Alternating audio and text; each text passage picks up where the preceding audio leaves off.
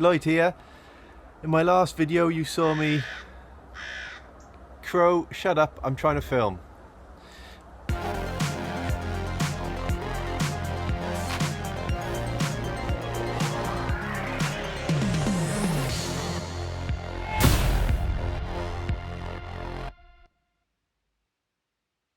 If you watched my last video, you would have seen I made an antenna out of an old piece of coax and a stick. This was an emergency antenna build to simulate in case you were stuck out in the field somewhere or you left your house without an antenna and you had to make a contact over 2 meters on FM VHF. This time I'm going to rebuild the antenna. I'm going to use a piece of PVC piping and I've got an old piece of mini 8 cable. They're slightly thicker than the last coax cable I used, which was RG58, but it will work the same. I'm going to give it the ultimate test. In about 40 to 50 minutes, the ISS is due to fly over, which is the International Space Station.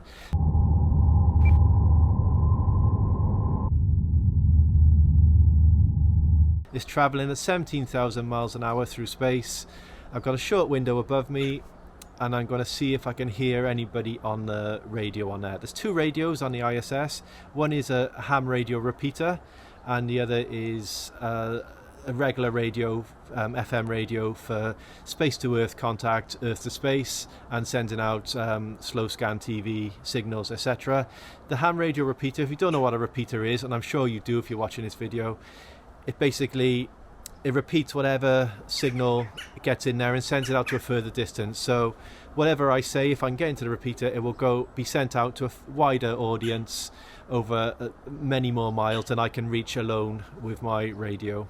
So normally in the UK we pick up Europe, but to hear it anyway on a homemade antenna will be fantastic. Getting into it will be a challenge. I will try and get into it. I'll try and get my call sign out there. QSOs on the International Space Station, or any satellite if you're working them, are very short. You generally do a radio report. You put your call sign, a radio report of what they said, their call sign, and you give your grid reference. For me it's IO 81, I think, India Oscar 81. That tells people where in the world I am. So and that's it, that's all you have, the QSO. You haven't got time, they're super busy, everyone's trying to get into it because we know there's a short space of time, we're talking minutes above to get into it, and it's hard to hold the signal, especially if you're not using a Yagi antenna, which is directional. I won't be, I'm using this center-fed dipole coax design thing that I'm going to make. Anyway, let's get on and see what happens. Start by cutting off the end of this coax. I'm not going to be using this, but I'll keep the connector because they're quite handy. Now, as I did in the last video, I'm going to measure. Much easier with a straight rule, but I am going to measure to start with for 70. Now I'm looking at this upside down. It might be handy if I actually put it the right way up. Let's make a little score there. It's a slightly thicker cable than RG58, so I'm just going to put a score down here so I can strip it off. Okay, you can tell the quality difference in this straight away compared to RG. Now I'll tell you what I'll do. See if I can pull it through. I want to test this antenna by keeping this coax on there. It's actually quite difficult to do that. This would have been easier with RG58. Okay, we're through. So that's our top radial, and we got this nice bit of other shielding. Measure 445. Is about by there, and we're just going to get some tape and measure that off so I know where to start the coil.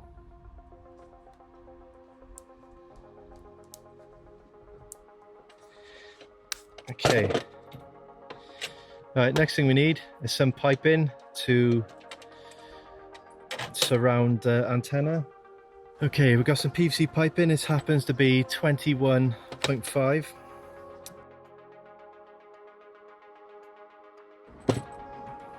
I'm just gonna, just to help me form this, just gonna put a piece of tape across there.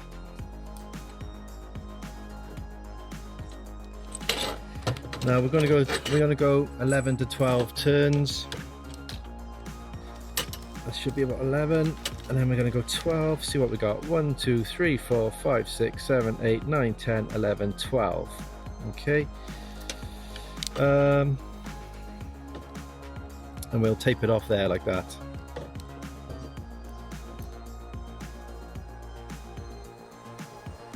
I've been programming more repeaters into this radio this morning, and I'm going to try, when I do my next outing, I'm going to see if I can reach some further apart. Okay, let's find the call-in channel. I can't hear anyone on it.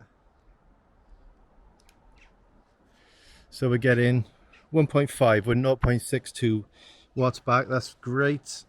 That's more than usable. I'm just going to put this now, unwrap the coax, because that's going to make a difference. I'll just put the antenna up here. Hopefully you can hear that, but that's coming through perfectly. I'll just disconnect this and you can see. GB3FI, I believe that is cheddar, and that is on 430 something. So yeah, just some people don't know, you're on a third harmonic if you're building a 2 meter antenna, so it will work on 70 sims as well. Okay, so that is pretty good. Our SWR was fantastic. I've got this now. I don't know if this is making any difference or making things worse, but once I cut it, that's done. I'm trying to see if this is affecting the signal, but my theory is that the commercial, like the diamond antennas, do have radials on the bottom of them, and someone said that these are just center-fed dipoles.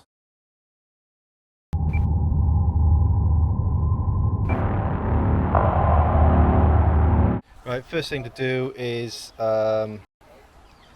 find something, a quiet frequency, and change it to main. So that's the frequency I'm going to send out on, and let's just do a quick test. Change the lighting so you can actually see the screen. Can you see that? 166 at the moment. Okay, I'm going to now just cut that thing off. 1.43 when it's by there. I've added an extra turn to this and just taped it, the position of it. And now, if I show you, can you see the screen? SWR test, 102. So there's 0.001 of a watt coming back. It was on 101. I'll just put it on higher power. This is on medium power, still on 102. Now let's see if we can get the space station when it comes over. It's coming over in, I don't know if you can see the screen. I would say, let me just forward it in time. Yeah, about 5 minutes away, so perfect timing. So let's set up the camera, and I'll see if I can hear the repeater on there. It's going at 17,000 miles an hour. I've got quite high things around me, so there's a seagull looking at me over there, or is it a pigeon? No, he's probably wondering what I'm doing. Maybe. Fox 6 hotel radio, Fox 6 hotel radio, please repeat your last letter.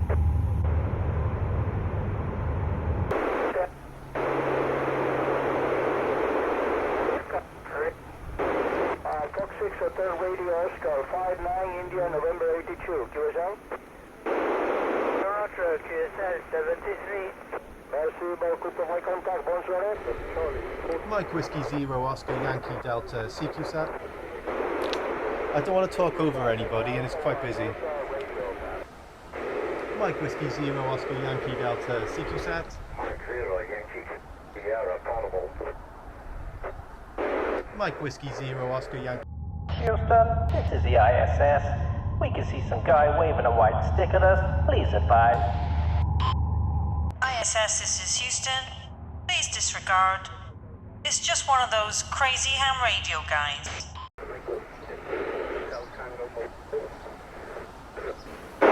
Mike Whiskey Zero Oscar Yankee Delta CQ set.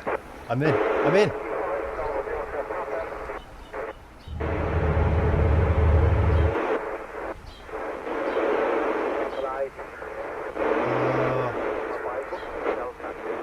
Signal's breaking up.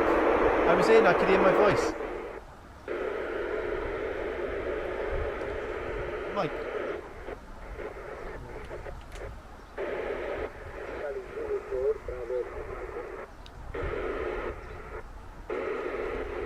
I was in.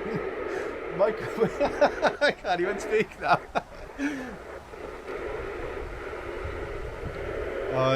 As you can hear, it's just. It must have gone by. I got into the space station on a homemade antenna. It's not even.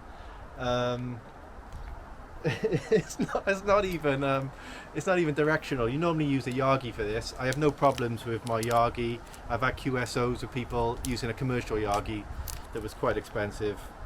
But that's incredible. And remember, that's using VHF and UHF. So I can't remember the exact frequencies, but it's 145, I think 900 or something to get it in to listen, and it's for to get in. Sorry, 145 900 or something to get in to this particular radio, and then to listen to it, it's on UHF 430, whatever the frequencies are, and that's why you get a bit of a Doppler shift on it.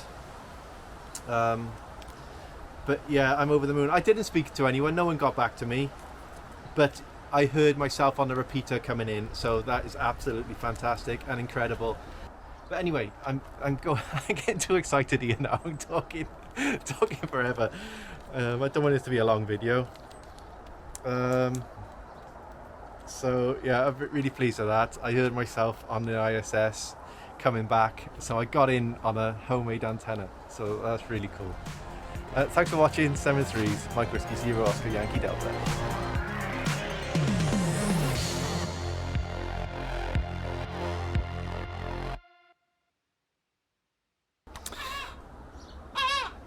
Seagulls this time.